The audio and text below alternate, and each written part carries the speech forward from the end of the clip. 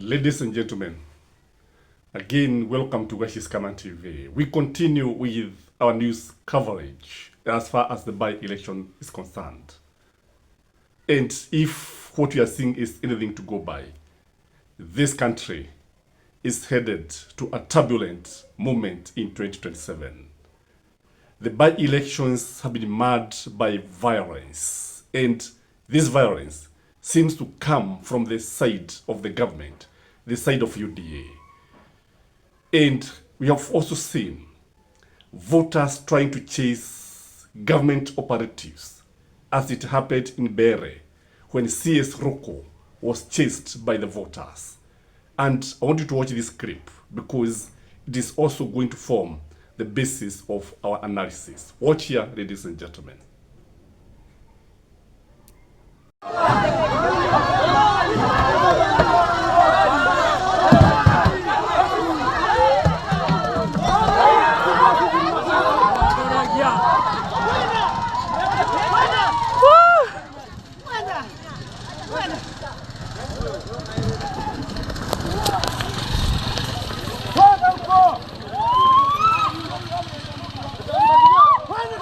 Kwenda kabisa.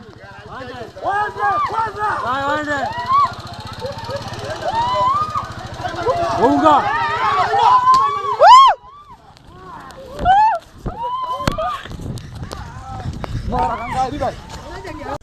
From Bere to Ugunga, Gladys Wagga was not spared again.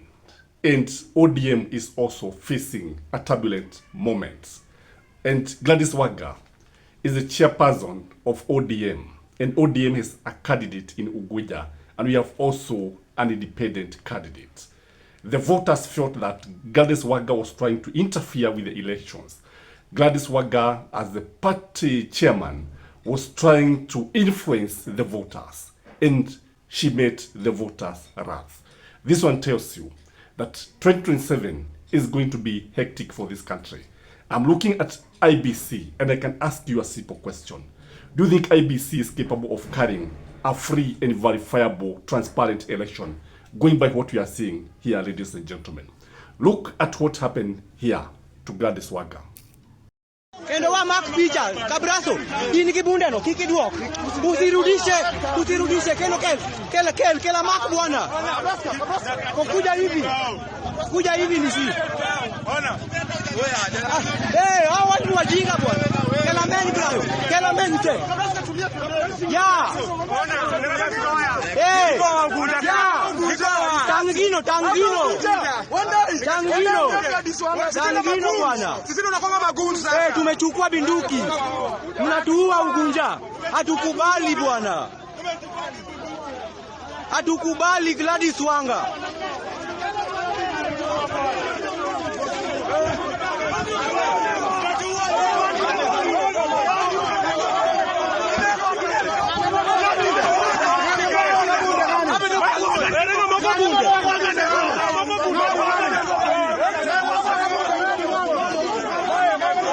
Then, in Magarini, there was this ODM Kilifi member of parliament who also tried to interfere with the voting process. And he was chased like Burukege, and the voters were very, very angry with him, asking him what he wants. Yet, you see, this man comes from Kilifi, and when you look at it, the elections were taking place in Magarini. And this one tells you there's a lot of intolerance, there's a lot of interference. And the funny thing is that the policemen are being used like UDA agents, party agents. They have been compromised. Instead of providing security, they seem to be actually in bed with the government. I want you to watch what happened here to Kilifi, ODM member of parliament in Magarini.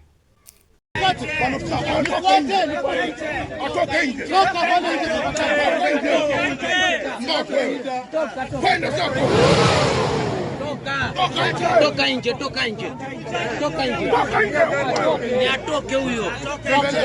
Toka nje. Taki damu yangu ipande juu. Kama umepiga kura, enda nyumbani.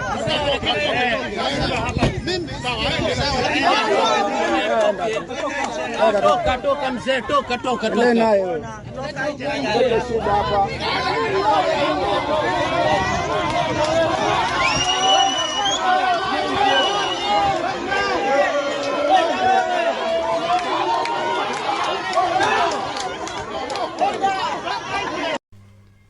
The government operatives sent plainclothes policemen to arrest George Natebea, the man who is giving the government sleepless nights, the man who is chasing William Ruto from the Mulebe Nation, the man who has taken the Mulebe Nation by storm.